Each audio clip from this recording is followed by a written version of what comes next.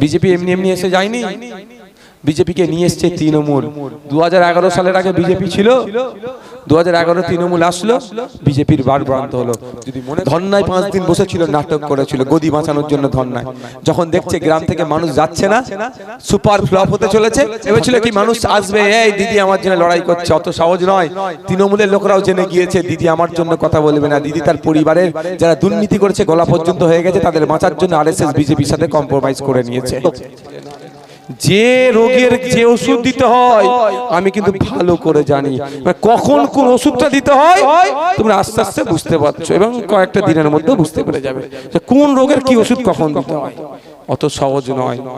আমি আমার বীরত্ব গদি ছেড়ে রাজনীতির ময়দানে লড়াই এসেছি মানুষের অধিকারকে বুঝিয়ে দিতে, আর তুমি খেতে ফলাবে না খামারে ফলাবে। খামারে আগলাতে আমার ছেলেরা ভালো শিখে গিয়েছে। মিথ্যা মামলা দিয়ে পুলিশদেরকে দিয়ে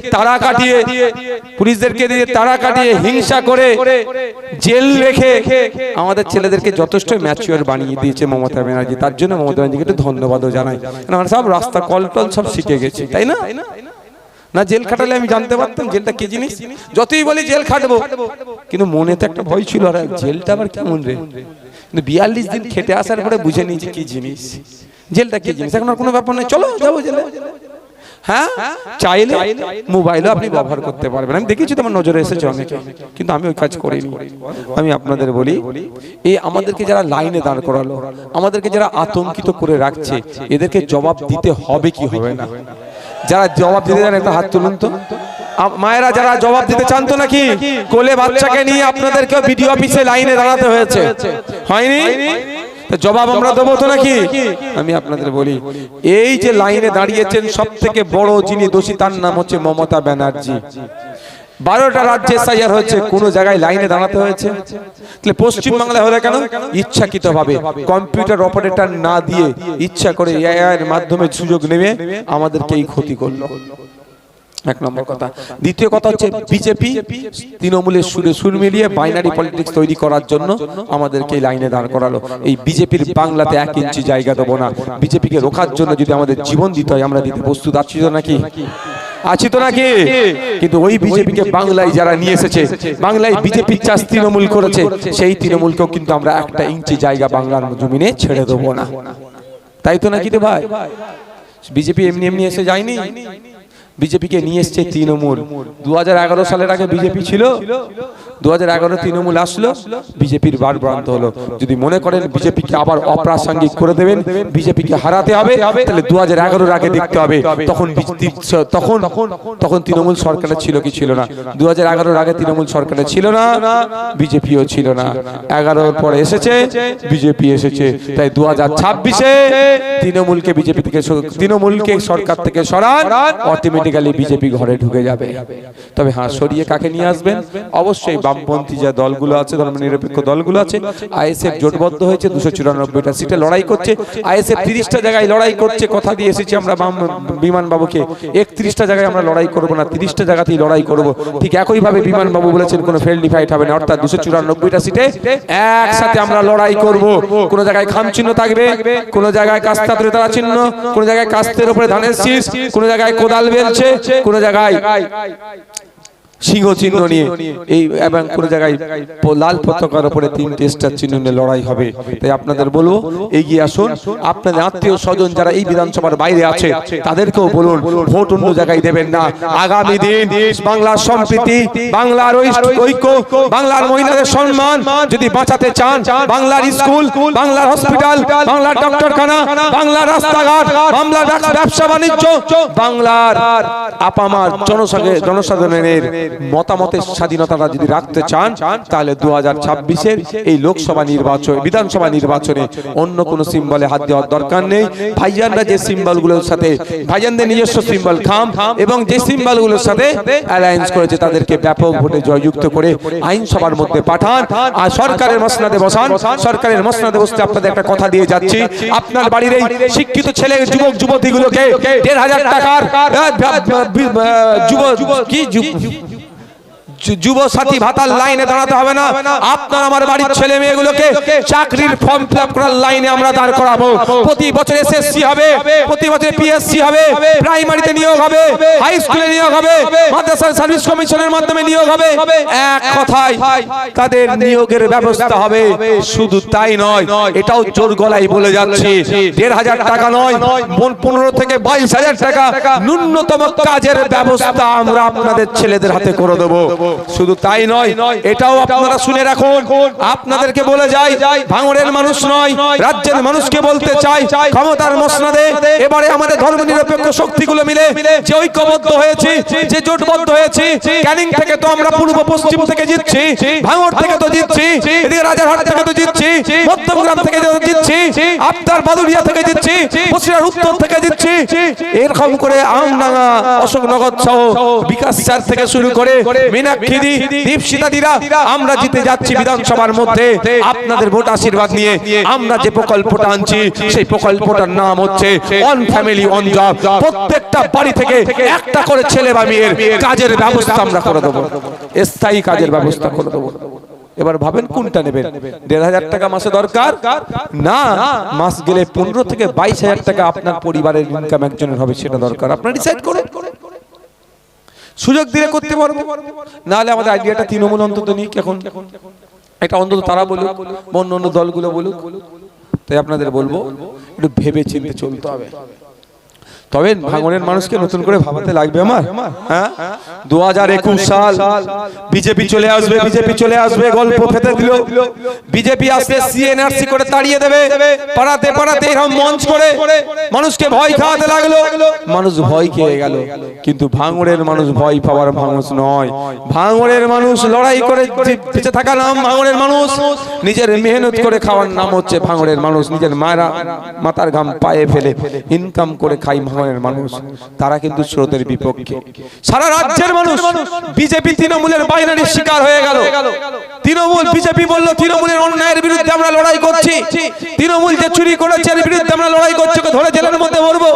৫ বছর হয়ে গেল ভাই, সেন্ট্রালে ১২ বছর আছে, কোন কাকুর কি কণ্ঠের ভয়েস টেস্ট এখনো কিন্তু পাবলিশড হলো না, কোনো না কোনো জায়গায় ঠিক একটা ম্যানেজ হয়ে চলছে। তাই আপনাদের বলবো, আপনারা ২০২১-এ যে দৃষ্টান্ত তৈরি করেছেন, আজকে সারা রাজ্যের মানুষ আপনাদেরকে ফলো করছে, আপনাদেরকে ডাকছে, আপনাদেরকে বলছে দ্বিতীয় ভাঙড় তৈরি করব। বুঝতে পারছেন না কি বলছে? আবার এই দ্বিতীয় ভাঙড় তৈরি করব বলেছে বলে দেগঙ্গাতে ভয় পেয়ে গেছে। আরে কি ভয় পাচ্ছে? দ্বিতীয় ভাঙড় মানে যে নওশাদ সিদ্দিকীর পাশে এই বিধানসভা থেকে গিয়ে লড়াই করবে শাসকের চোখে চোখ রেখে, আর নালে শাসকের আসনে বসে এই আমরা বিধায়ক পাঠাবো। সবাই আজকে ভাঙড়কে ফলো করছে, ভাঙড় পথ দেখিয়েছে, ভাঙড়কে ফলো করছে। তাই বলবো মায়েদেরকে, বাপেদেরকে, ২০২১ সালে আপনারা ভরসা, বিশ্বাস, আস্থা রেখে আমাকে ভোট দিয়েছিলেন। আপনাদের কানের কাছে বারবার বলা হয়েছিল বিজেপি চলে আসবে, বিজেপি চলে আসবে, দেশ থেকে তাড়িয়ে দেবে।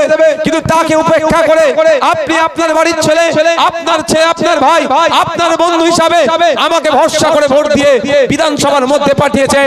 ৫ বছর ধরে মানুষের জন্য, ভাঙড়ের মানুষের জন্য, রাজ্যের মানুষের জন্য, এবং যে অন্যায় অনাচার হচ্ছে তার বিরুদ্ধে আমি লাগাতার লড়াই সংগ্রাম করে দিয়েছি।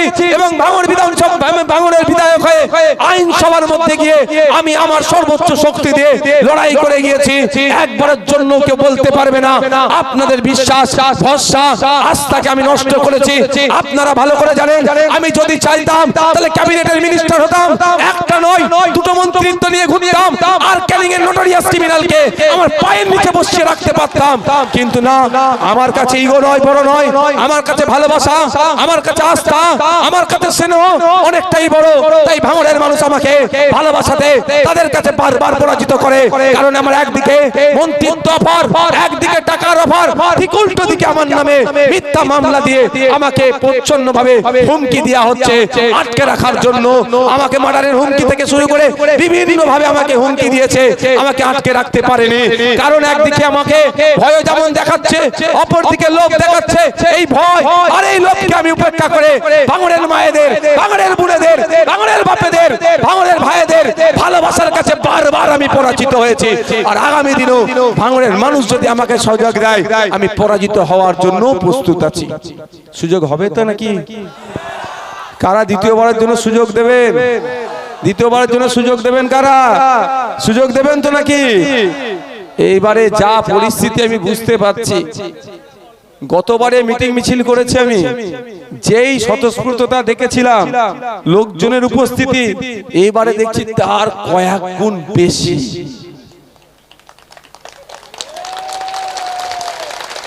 বাস্তব কথা বলছি আমি।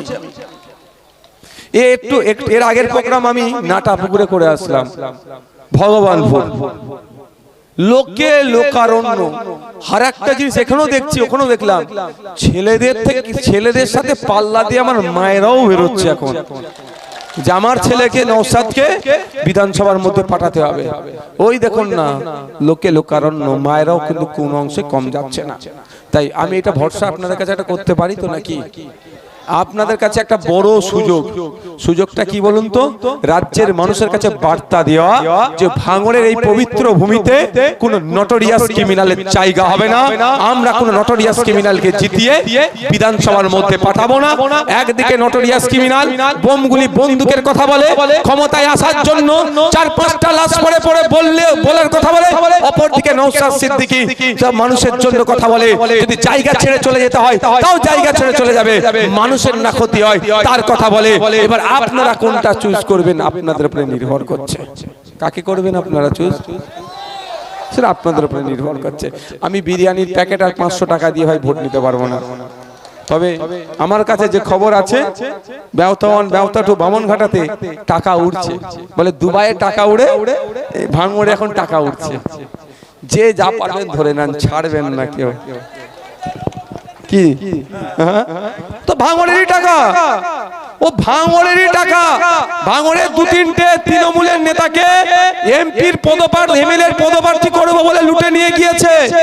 ও টাকায় উঠছে, ভাঙড়ের মানুষের টাকায় নিয়ে ভাঙড়ে উড়াচ্ছে। তাহলে আমরা ছাড়বো কেন ভাই? কি বলছি বুঝতে পারছো? আমাদের কারো তো হবে তাহলে ভাই। তৃণমূল করে তো ভাঙড়ের লোক তো কি হয়েছে ভাই? সে আমার দুশমন নাকি? রাজনৈতিক ভাবে সে আমার বিরুদ্ধে, এর থেকে বাইরে তো আর কিছু নয়।